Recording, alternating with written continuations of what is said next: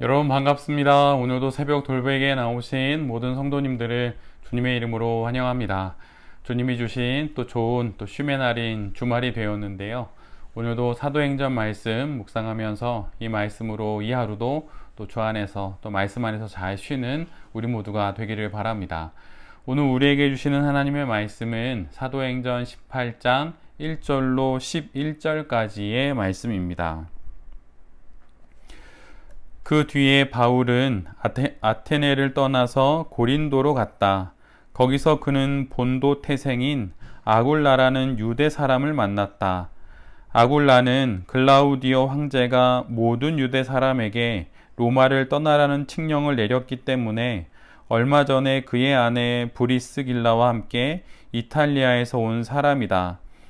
바울은 그들을 찾아갔는데 생업이 서로 같으므로 바울은 그들 집에 묵으면서 함께 일을 하였다.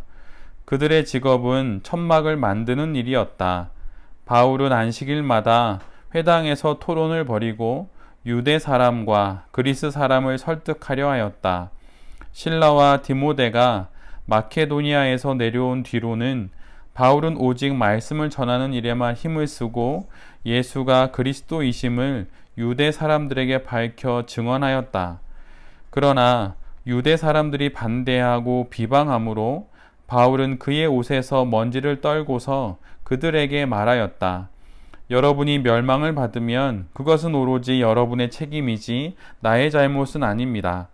이제 나는 이방 사람에게로 가겠습니다. 바울은 거기를 떠나서 디디오 유수도라 하는 사람의 집으로 갔는데 그는 이방 사람으로서 하나님을 공경하는 사람이고 그의 집은 바로 회당 옆에 있었다. 회당장인 그리스보는 그의 온 집안 식구와 함께 주님을 믿는 신자가 되었다. 그리고 고린도 사람 가운데서도 많은 사람이 바울의 말을 듣고서 믿고 세례를 받았다. 그런데 어느 날 밤에 환상 가운데 주님께서 바울에게 말씀하셨다. 무서워하지 말아라. 잠잠코 잊지 말고 끊임없이 말하여라. 내가 너와 함께 있으니 아무도 너에게 손을 대어 해하지 못할 것이다. 이 도시에는 나의 백성이 많다. 바울은 그들 가운데서 하나님의 말씀을 가르치면서 1년 6개월 동안 머물렀다.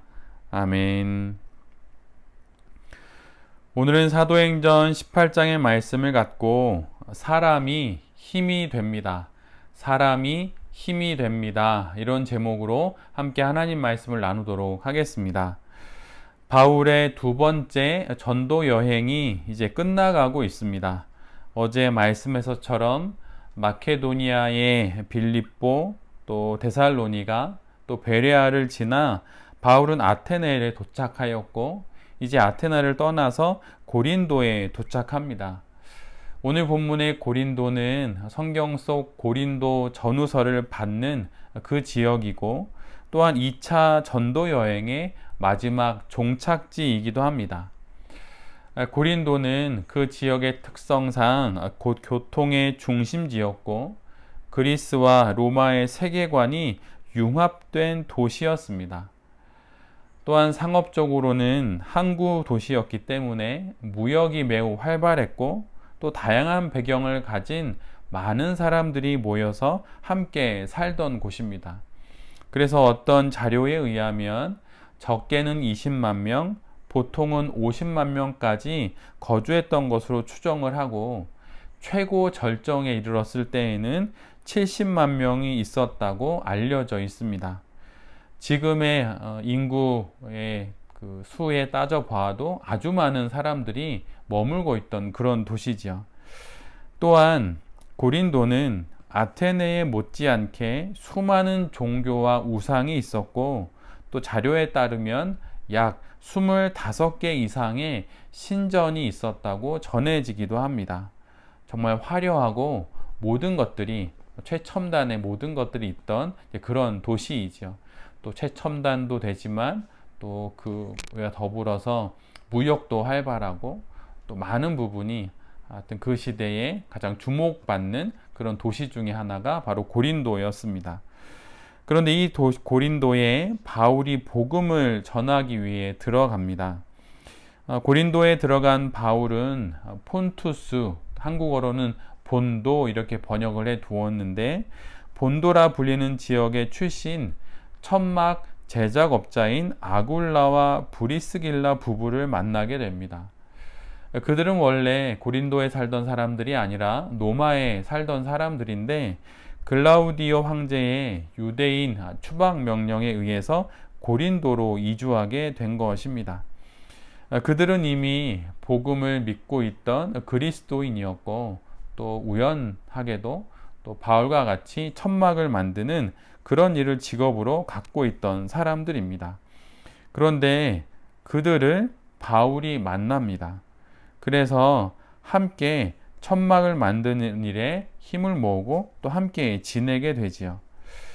우리 모두는 바울이 천막을 만드는 텐트 메이커로서 생업을 유지하면서 또 복음을 전한 것을 잘 알고 있지요. 혹자는 바울이 어떻게 천막 제조 기술을 습득했을까라고 이렇게 의문을 갖고 또 연구를 했던 사람들이 있는데, 그런 여러 주장 중에 하나는 바울의 할아버지가 유대인으로서 천막 제조 기술이 있었는데, 로마 부대에 공헌한 일로 인하여서 로마 시민권을 받았을 것이다 이렇게 추정하기도 하고, 또 자연스럽게 또 천막 만드는 기술이 바울에게까지 전수되었을 것이다 라고 그렇게 생각을 합니다. 어찌되었든 바울은 고린도에서 뜻하지 않게 또 의지하면서 지낼 수 있는 같은 생업을 가진 아굴라와 브리스길라 부부를 만나게 되지요. 그래서 주중에는 텐트 메이커로서의 삶을 또 생업을 또 생계를 그렇게 유지하고, 또 안식일이 되면 회당에 들어가 토론을 벌이면서 유대인들과 또 그리스인들에게 복음을 전하게 됩니다. 어떻게 보면 정말 천막 제조업자, 그것도 그리스도인인 부부를 만난 것이 정말 참으로 바울은 감사했을 것이고, 또 하나님의 준비하심은 아니었나 이런 생각도 해봤을 것입니다.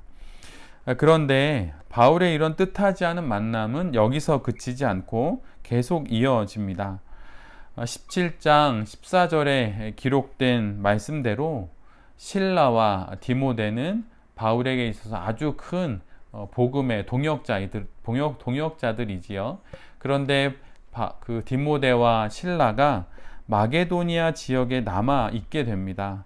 바울만 급하게 그곳을 떠나 아테네로 향했기 때문이죠.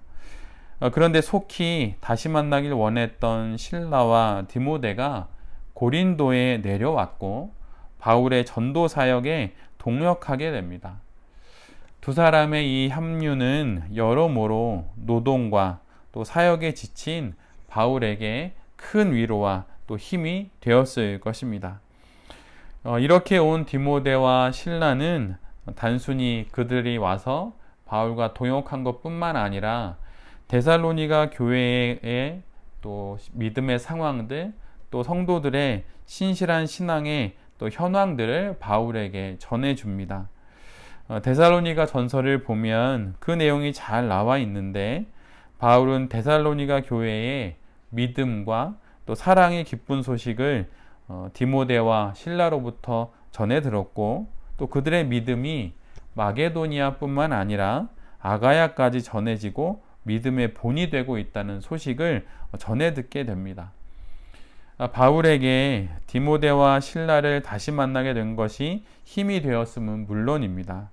그러나 이에 더해 데살로니가 교회가 맺고 있는 복음의 열매에 관한 소식까지 듣게 되니 더욱 복음 전도에 힘이 났을 것입니다.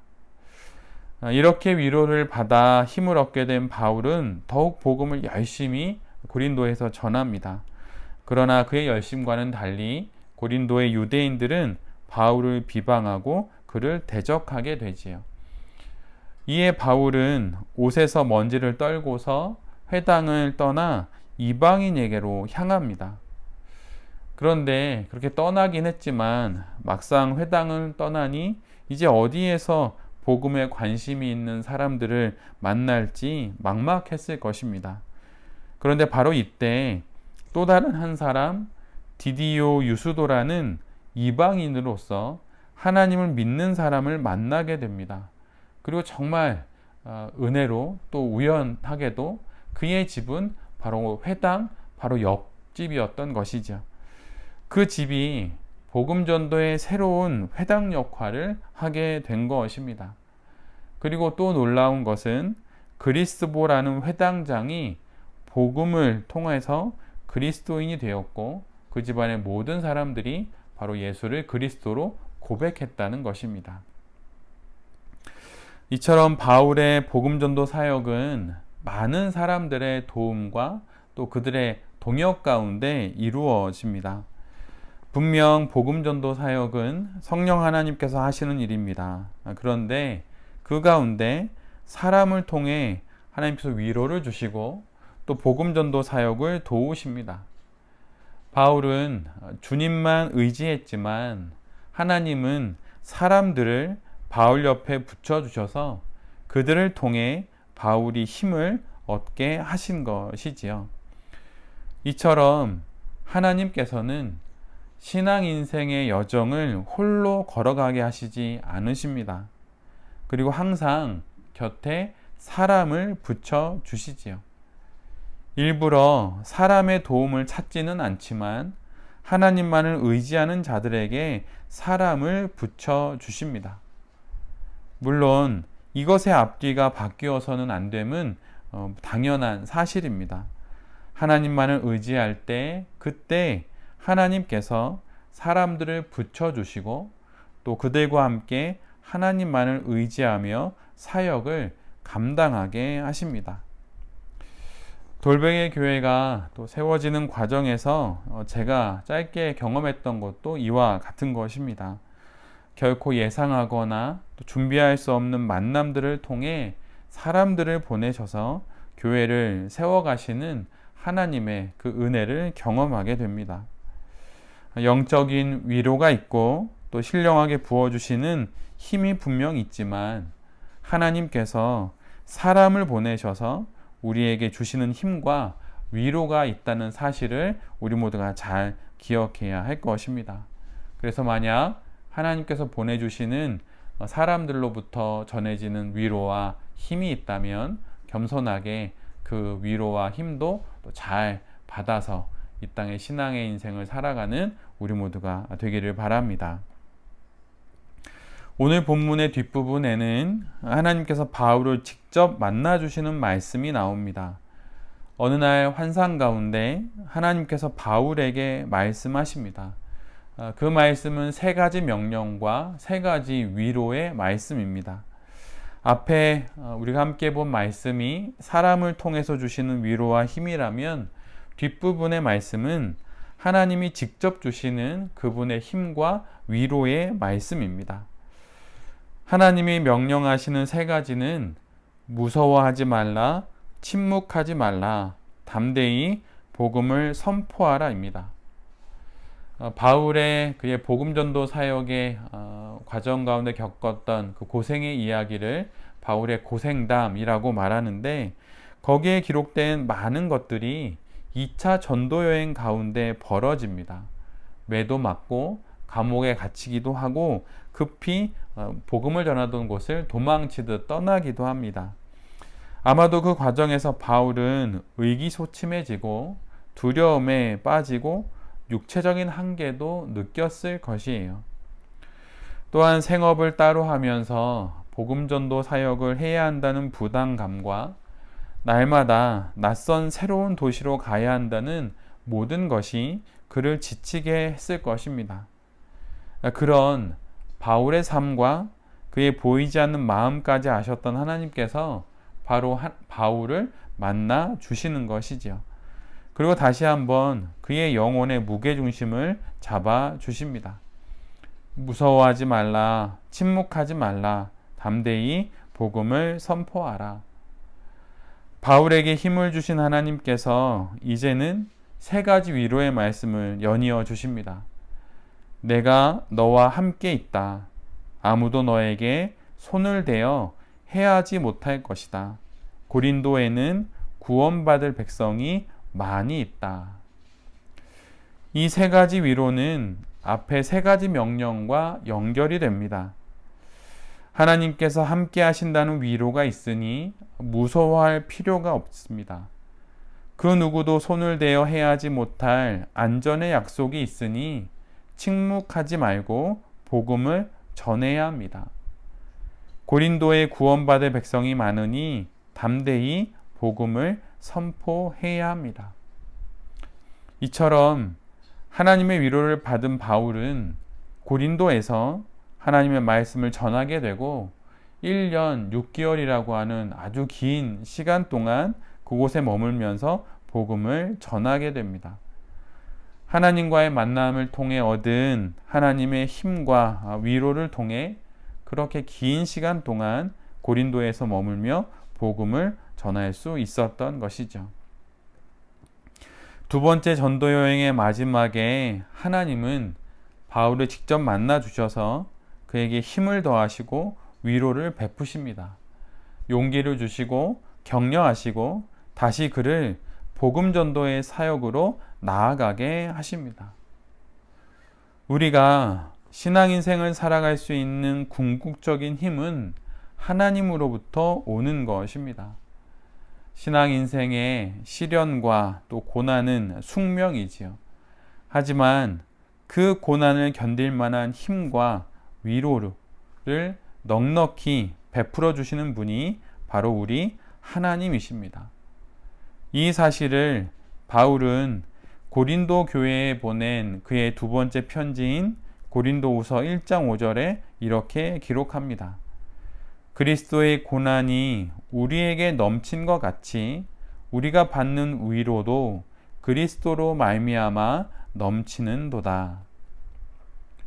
고린도에서 복음을 전하며 겪는 고난 가운데 사도 바울이 하나님의 위로를 받고 이런 편지를 쓰게 된 것이지요. 변함도 없으시고 회전하는 그림자도 없으신 하나님이 주시는 위로와 또한 힘을 받아서 우리에게 주신 이 신앙 인생을 힘내어 잘 살아가는 우리 모두가 되기를 간절히 기도합니다. 신앙 생활은 홀로 하는 것이 아닙니다.